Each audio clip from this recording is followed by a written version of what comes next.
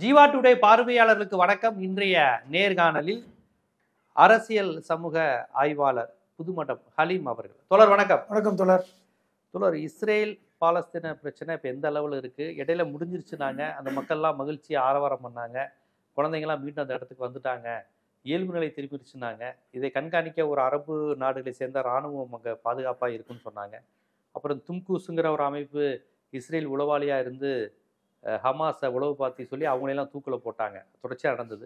இப்போ எப்படி இருக்குது? திருப்பி திருப்பி போர் நடந்துக்கிட்டு தான் இருக்கா? பேரளவில் நிறுத்தம்னு சொல்லிட்டு பண்ணிக்கிட்டே இருக்காங்களா? அது போர் நடப்பதும் அமைதி ஒப்பந்தங்கள் போடப்படுவதும் மீண்டும் போர் நடப்பதும் இது ஒரு தொட்டு தொடரும் நிகழ்வாக தான் இருக்குது. இப்போது நான் பாலஸ்தீனத்தில், அதாவது காசாவிற்கும் இஸ்ரேலுக்கும் இடையில் ஒரு ஒப்பந்தத்தை போட வைத்து விட்டேன் என்று மாறுதட்டினார் ட்ரம்ப். எகிப்தில் வச்சு தான் அந்த ஒப்பந்தங்கள் போடப்பட்டன. அதெல்லாம் சரி. ஆனால் ஒப்பந்தம் முடிந்த சில நாட்களுக்குள் இஸ்ரேல் ஹமாஸ் எங்களை டிஸ்டர்ப் பண்ணிட்டாங்க, எங்கள் படை வீரர் மேலே ஆயுத பிரயோகம் செஞ்சிட்டாங்கன்னு சொல்லி ஆயுதம், அதாவது இது மூலமாக ஏவுகணை மூலமாக தாக்குதல் செய்து 100 பேரை கொண்டாங்க. சர்வசாதாரணமாக 100 பேரை கொள்ற நிகழ்வு நடக்குது. யார்? ஹமாஸ். ஆமாம். ஹமாஸையா பாலஸ்தீன மக்களை? பாலஸ்தீன மக்களை ஹமாஸ் எங்கே கொள்றாங்க? அந்த 124 பேரில் கிட்டத்தட்ட 20க்கும் மேற்பட்டவர்கள் குழந்தைகள், 30க்கும் மேற்பட்டவர்கள் பெண்கள். இப்போ இவர்கள்லாம் யாரு? இப்போ இந்த போர் நிறுத்தம் என்ற அறிவிப்பு என்ன கொடுத்துருக்குன்னா, ஒரு தற்காலிக ரிலீஃப் தான். அதாவது உணவு, மருந்து, எரிபொருள், இவைகளெல்லாம் அந்த எகிப்து இஸ்ரேல் பாலஸ்தீன எல்லை இருக்குது ரபால, அந்த வழியாக உள்ளே கொண்டு போகிறதுக்கு அனுமதி கொடுக்கின்ற ஒரு நிகழ்வு நடக்கும். அதுக்கு தான் இந்த போர் நிறுத்தம் பயன்படுகிறது. இந்த உணவும் மருந்தும் வரும் பொழுது அது அங்கே செஞ்சிலுவை சங்கம் அல்லது ஐக்கிய நாடுகள் சபையுடைய மனித உரிமை ஆணையம், யுனெஸ்கோ, இப்படி ஏதாவது ஒரு நிறுவனம், அதை தாண்டி பல்வேறு என்ஜிஓக்கள், ஃபண்ட் பண்ணுற அமைப்புகள் எல்லாம் அதை வாங்கி விநியோகம் பண்ணக்கூடிய ஒரு காட்சி. இப்போது united nation relief and work agency for Palestinian ரெஃப்யூஜின்னு ஒரு அமைப்பு இருக்கு. அதை UNRWAன்னு சொல்லுவாங்க. இந்த UNRWA அப்படிங்கிற அந்த அமைப்பு ஐக்கிய நாடுகள் சபையுடைய ஒரு கிளை அமைப்பு. இது முழுக்க முழுக்க பாலஸ்தீன அகதிகளுக்காக ஏற்படுத்தப்பட்ட அமைப்பு. இவர்கள் தான் அங்கு நடக்கின்ற நிகழ்வுகளை ஐநா சபைக்கும் உலக நாடுகளுக்கும் அறிக்கையாக கொடுப்பாங்க. அதாவது அஃபிஷியல் அறிக்கை. இப்போ இவர்கள் கொடுக்குற அறிக்கையை நீங்கள் அஃபிஷியல் எடுத்துக்கலாம், எல்லா நாடுகளும் ஏற்றுக்கும். இப்போ இவர்கள் 7 அக்டோபர் 2023 22 அக்டோபர் 2025 வரை 2 வருஷத்துக்கு மேலே, எக்ஸாக்ட்லி 2 வருஷம். ஏன்னா 2 வருஷம் கிட்டத்தட்ட ஒரு 15 நாட்கள் வைங்களேன். இதில் எத்தனை பேர் கொல்லப்பட்டாங்க? ரெக்கார்டான கொலைகள் எத்தனை பேரை ரெக்கார்ட் பண்ணியிருப்பாங்கன்னு தெரியாதுல்ல. 68,234 பேர் இவர்களெல்லாம் அதிகாரப்பூர்வமாக கொல்லப்பட்டார்கள். யாரு பேரு அப்படிங்கிறதோட இருக்கு. இது இந்த UNRWA கொடுத்த அந்த பாலஸ்தீன ரெஃப்யூஜிக்காக உள்ள ஐக்கிய நாடுகள் சபை அமைப்பு கொடுத்தது. கிட்டத்தட்ட 1,70,373 பேர் காயப்பட்டும் உறுப்புகளை இழந்தும் மருந்துகள் இல்லாமல் இன்னைக்கு மருத்துவமனையில் இருக்காங்க. பேர்ல மருத்துவமனைங்கிற பேர்ல. என்ன காரணம்னா, இந்த போர் நிறுத்தம் என்ன மாதிரியான ஒரு இம்பேக்டை கொடுத்துருக்கு? நம்ம அவர்களுடைய வரலாற்றை பேசியிருக்கோம், அதுக்கான காரணத்தை பேசியிருக்கோம், அவர்களுடைய பின்புலம், 2 நாடுகள் பிரிக்கப்பட்ட காலத்திலிருந்து நடக்கின்ற சண்டைகளை பற்றி பேசியிருக்கோம். ஆனால் நிகழ்காலத்தில் இந்த பிரச்சனைக்கான முடிவு என்ன, ஏன் இந்த முடிவு எட்டப்படலை, இந்த கோணத்தில் நம்ம பேசுவது ரொம்ப குறைவு. ஏன் இது வரமாட்டோம்? அடிப்படையில் 21ஆம் நூற்றாண்டு, இவ்வளவு நவநாகரிக உலகம், ஆனால் குழந்தைகளையும் பெண்களையும் கொள்வதற்கு எப்படி மனசு வருது? 40 பேர் கரூரில் இறந்து போனதுக்கே நம்ம இன்னும் துடிச்சுக்கிட்டு இருக்கோம். ஆனால் 68,234 பேர் 2 வருஷத்தில் கொல்லப்பட்டிருக்காங்க அதிகாரப்பூர்வமாக. இன்னைக்கு 1,70,000 பேர் காயப்பட்டு தவிச்சுக்கிட்டு இருக்காங்க. அப்போ இந்த மனிதாபிமானற்ற சூழல் எங்கே ஏற்படுது அப்படிங்கிறது முக்கியமான விவாதிக்கக்கூடிய ஒரு விஷயமா இன்னைக்கு ஐநா பார்க்குது. ஐநாவில் பேசுகிறாங்க. ஐக்கிய நாடுகள் சபையில் தொடர்ச்சியாக இதை பற்றி டிபேட் நடக்குது. பல்வேறு நாடு தலைவர்கள் போய் இதை பற்றி பேசுகிறாங்க. என்ன ஒரு கன்க்ளூஷனுக்கு வர்றாங்க அப்படின்னா, அவர்கள் முக்கியமாக சொல்கிறது, இரண்டு பக்கமும் இந்த அமைதி ஒப்பந்தமோ எதுவோ நம்பிக்கையே கிடையாது. இஸ்ரேலுக்கு காசா மேலே, ஹமாஸ் மேலே, பாலஸ்தீனியர்கள் மேலே எந்த நம்பிக்கையும் இல்லை. அதே மாதிரி ஹமாஸுக்கும் பாலஸ்தீனியருக்கும் இஸ்ரேல் மேலே எந்த நம்பிக்கையும் இல்லை. அப்போ ஒரு பரஸ்பரம் மியூச்சுவலாக எந்த நம்பிக்கையும் இல்லாத இரண்டு பேர் எத்தனை ஒப்பந்தம் போட்டாலும் அது வந்து நிறைவு அடையாது. இதுதான் திருப்பி திருப்பி ஐக்கிய நாடுகள் சபை சொல்கின்ற செய்தி. எல்லா தலைவர்களும் தான் சொல்கிறாங்க. ஆனால் ஹமாஸ் என்ன சொல்கிறாங்கன்னா, அவங்க ஒரு பட்டியல் போட்டு கொடுத்துருக்காங்க. இப்போ 20 அம்ச திட்டத்தை ட்ரம்ப் அறிவித்த போது ஹமாஸுடைய தலைவர்கள், நாங்கள் ஒரு சிலவற்றை ஏற்றுக்கொள்கிறோம், அதன் அடிப்படையில் ஒப்பந்தத்துக்கு வர்றோம், எல்லாத்தையும் ஏற்றுக்க முடியாதுன்னாங்க. என்ன காரணம் கேட்டால், எங்களுக்கு சில கோரிக்கைகள் இருக்கு. கோரிக்கை என்பது இந்த பிரச்சனைகள்லாம் தீர்த்தா தான் இஸ்ரேலுக்கும் பாலஸ்தீனத்துக்கும் அமைதி ஏற்படும் அப்படின்னு ஒரு லிஸ்ட் போடுறாங்க. அவங்க போடுற முக்கியமான பிரச்சனை குடியேற்ற பிரச்சனை. அதாவது எங்க நாட்டுக்குள் வந்திருக்கின்ற குடியேறிகள், இஸ்ரேல்காரன். உதாரணம் சொல்றேனே, 1993 ஒஸ்லோ ஒப்பந்தம் நடந்ததுல, அதாவது யாசர் அரஃபாத்துக்கும் இச்சாக் ராபினுக்கும் ஒப்பந்தம் ஏற்பட்டு ஒரு ஒரு நம்பிக்கை ஏற்படுத்தப்பட்ட காலகட்டம் 93 தான். அதன் மூலமாக முதன்முறையாக இஸ்ரேல் வந்து பாலஸ்தீனத்தை முழுமையாக ஏற்றுக்கொண்ட நாள். இச்சாக் ராபின், இஸ்ரேலுடைய பிரதமராக இருந்த இச்சாக் ராபின், நான் பாலஸ்தீனத்தை ஏற்றுக்கொள்கிறேன். எந்த இதுவரைக்கும் வரலாற்றுல எந்த அதிபரும் ஏற்றுக்கல. இஸ்ரேலுடைய பிரதமர் நான் பாலஸ்தீனத்தை ஏற்றுக்கொள்கிறேன் என்று அமெரிக்க ஜனாதிபதி கிளின்டன் முன்னிலையில் கையெழுத்து போட்டது. அவர் அதனாலதான் கொல்லப்பட்டார். அது ஒரு விஷயம். நீ எப்படி ஏத்துக்க போச்சு அப்படின்னு. அப்ப அந்த காலகட்டத்தில் மேற்கு பகுதியில், அதாவது மேற்கு கரைன்னு சொல்லக்கூடிய வெஸ்ட் பேங்க், அந்த பகுதியில் மொத்தமே இஸ்ரேலுடைய குடியிருப்புகள் 1,00,000 தான். 1,00,000 வீடுகள் தான் இருந்தது. ஆனால் இன்று இதே இந்த ஐக்கிய நாடுகள் சபையுடைய இந்த பாலஸ்தீன ரெஃப்யூஜிக்காக இருக்கின்ற அந்த UNRWA சொல்றாங்க, இன்னைக்கு 7,5 லட்சம் குடியிருப்புகள் அந்த மேற்கு கரையில் இருக்கின்றன. முக்கியமான 30 வருஷத்துல 7,5 லட்சம் குடியிருப்புகள். அது மட்டும் இல்லாமல் 30 லட்சம் யூதர்கள் குடியேறி இருக்காங்க. 30 லட்சம் யூதர்கள் பாலஸ்தீனத்துல. இஸ்ரேலிலிருந்து 30 லட்சம் பேர் குடியேறி இருக்காங்க. எப்ப இந்த 30 வருஷத்துல? இந்த 30 வருஷத்துல இன்னைக்கு ஒட்டுமொத்த இஸ்ரேலுடைய மக்கள் தொகையே 1 கோடி தான். அதுல 130% 30 விழுக்காடு பாலஸ்தீனத்துக்கு குடியேறி விட்டார்கள். 30 லட்சம் யூதர்கள் பாலஸ்தீனத்துலனா கிட்டத்தட்ட அது அவங்களுக்கான தேசமானே தெரியலையே. அதனாலதான் இஸ்ரேல் பாலஸ்தீன ஒப்பந்தங்கள் இப்ப கிடையாது, இஸ்ரேல் காசா ஒப்பந்தம் தான். ஏன்னா மேற்கு கரை இப்பொழுது வந்து அறிவிக்கப்படாத இஸ்ரேல் பகுதியாக மாறிவிட்டது. அதை தீர்க்கணும். யாரு கேட்கிறாங்க? ஹமாஸ் கேட்கிறாங்க. அது 30 லட்சம் பேரை வெளியேத்துங்கிறாங்க. 30 லட்சம் பேரை ஒரு குறைந்தபட்சம் முடிந்தவர்களை வெளியேற்றுங்க, அல்லது அங்க இருக்கிறவர்கள் பாலஸ்தீன குடிமக்களா இருக்கணும். யூதர்களா இருந்துட்டு போ, பாலஸ்தீன குடிமக்களா இருக்கணும். அதை முக்கியம் இது பண்றாங்க. இரண்டாவது அவங்க சொன்னது இந்த 2 ஸ்டேட் சொல்யூஷனுக்கு வாங்க. இஸ்ரேல் ஒரு நாடு, இஸ்ரேல் ஒரு நாடு, பாலஸ்தீனம் இன்னொரு நாடு. நாங்கள் இஸ்ரேலை ஏத்துக்கிறோம், பாலஸ்தீனத்தை நீங்க ஏத்துக்கணும். இந்த 2 விஷயத்தை நீங்கள் முன்னெடுத்தாமல் எப்படி ஒப்பந்தம் ஏற்படும்? இதுதான் ஒப்பந்தத்துக்கான தொய்வு. இப்ப இன்னொரு கோணம் என்ன விவாதிக்கப்படுதுன்னா, இந்த ஐக்கிய நாடுகள் சபையுடைய மனித உரிமை ஆணையத்தில் இந்த விவாதம் முக்கியமாக பார்க்கப்பட்டது. இஸ்ரேலுக்கு மனிதாபிமானம் இல்லையா? அவங்க கேட்ட கேள்வி, இஸ்ரேலுக்கு மனிதாபிமானம் இல்லையா?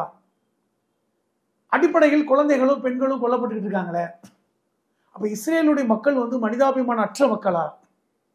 இந்த விவாதம் ஐக்கிய நாடுகள் சபை மட்டுமல்லாமல் பல்வேறு நடுநிலை நாடுகளில் நடத்தப்படுது. இவன் ஏன் ஒப்பந்தத்துக்கு வரமாட்டேன்றான்? பாலஸ்தீன மக்களை கொல்லணும்னு ஏன் நினைக்கிறான்?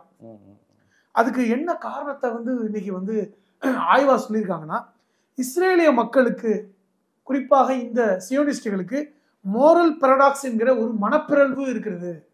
இந்த மோரல் பரடாக்ஸ் என்றால் என்ன அப்படின்னு பார்த்தா, நெறி முரண்பாடு. தமிழ்ல சொல்ல போனா நெறி முரண்பாடுன்னா என்ன? அதாவது நெறியற்ற விஷயத்துக்கு நீங்க ஆதரிக்கிறது. அதாவது இவன் என் குடும்பத்தை கொன்றுவான், அதனால நான் கொலை செய்வது நியாயம்தான். இது ஒரு நெறி முரண்பாடு. கொலை செய்வது என்பது நெறி அற்ற செயல். ஆனா என் குடும்பத்துக்காக நான் என்னன்னாலும் பண்ணலாம். சொல்லுவாங்கல்ல பகவத்கீதையில, அர்ஜுனா அவர்களை கொன்றுவிடு அப்படின்னு சொல்லும்போது அர்ஜுனா கேட்பான், அவர்களுடைய சகோதரர்கள் இல்லையா? அப்ப கிருஷ்ணன் சொன்னதாக பகவத்கீதையில் எழுதுறாங்க, அவர்கள் சகோதரர்கள் என்றாலும் போர்க்களத்தில் அது பார்க்கக்கூடாது, அவர்கள் எதிரிகள். இது இது இது ஆக்சுவலாக பார்த்தீங்கன்னா இந்த மோரல் பாரடாக்ஸ் தான். இது உதாரணத்துக்கு சொன்னேன். இந்த மோரல் பாரடாக்ஸ் என்பது இன்னைக்கு இவர்கள் அதிகமாக வைத்திருக்கிறார்கள். குழந்தைகளை கூட கொள்றாங்க. இது இன்னும் உச்சம். அதுவாது போர்க்களத்தில் கொண்டாங்க, வீரர்களுக்கு சண்டை நடந்துச்சுன்னு வைங்க, அது கூட தர்மம் தான். எதிர்த்த மாதிரி ஒரு ராணுவத்தை எதிர்த்த மாதிரி ராணுவம் வந்து சந்திப்பது கூட தர்மம் தான். இங்க குழந்தையை கொள்றதை நியாயப்படுத்துறாங்க. இது அதை விட மோசமாக குழந்தைகள் பெண்களை கொள்வதை நியாயப்படுத்துறாங்க. என்ன சொல்றாங்கன்னா, இந்த குழந்தைகள் நாளை எங்களை வந்து பெரிய வளர்ந்த ஆட்களாக மாறி எதிர்ப்பார்கள். எதிரிகள் தான், எதிரிகளுடைய மிச்சங்கள் எச்சங்கள், அதையும் நாங்கள் அழிக்கணும். இந்த பிரச்சனை எப்படி தீர்ப்பது முக்கியமானது. என்ன காரணம் சொல்றாங்கன்னா, 1948 வந்து 2 நாடுகளாக பிரிக்கப்பட்ட பிறகு இஸ்ரேல் வந்து இங்கிலாந்து வெளியேறிடுச்சு, இஸ்ரேல் மட்டும் இருக்கு. இஸ்ரேலுக்கு அப்பொழுது அச்சம் இருந்தது. சுத்தி அரபு நாடுகள், ஏற்கனவே அவர்கள் நாடு நாடாக தெரிந்தவர்கள், ஹிட்லரால் 60 லட்சம் பேர் கொல்லப்பட்டவர்கள், பயத்தோடு தான் வாழ்ந்தாங்க. 1000 வருடங்கள் விரட்டி அடிக்கப்பட்டவர்கள். யாரையும் நம்ப முடியல. எப்படிங்க நம்ப முடியாது. அவங்க இந்த தீசிஸ்ல பேசுறாங்க, யாரையும் நம்பல. இந்த வந்து கொலைக்களத்தில் 60 லட்சம் யூதர்கள் கொல்லப்பட்ட உடனே அவர்கள் பயந்து ஓடி திரிந்தார்கள். அப்ப 48 வந்து 2 நாடுகளாக பிரிக்கப்பட்ட பிறகு அரபு நாடுகள் எங்களை அழித்து விடுமோ என்கிற அச்சம் எங்களுக்கு இருந்தது. அதனால நாங்கள் ஆயுதங்களை தயாரித்தோம். 67 யுத்தத்தில் நாங்கள் வந்து மூர்க்கமாக சண்டை போட்டோம். எங்களுக்கு அமெரிக்கா வந்து எங்களுக்கு சப்போர்ட் பண்ணல, நாங்கள் அழிக்கப்பட்டிருப்போம். நாங்கள் மீண்டும் பழைய மாதிரி வந்து நாடு நாடாக ஓடி திரிய முடியாது. இது ஒரு யூத ஆராய்ச்சியாளர் எழுதியிருக்கான். இதுதான் காரணம். அப்போ வந்து இந்த இஸ்ரேலிய இந்த நபர்களுக்கு இந்த மாரல் பாரடாக்ஸ்ங்கிற இந்த விஷயம் பாதுகாப்பின்மை, அதை நியாயப்படுத்துறதுக்கு அவன் சொல்றான்.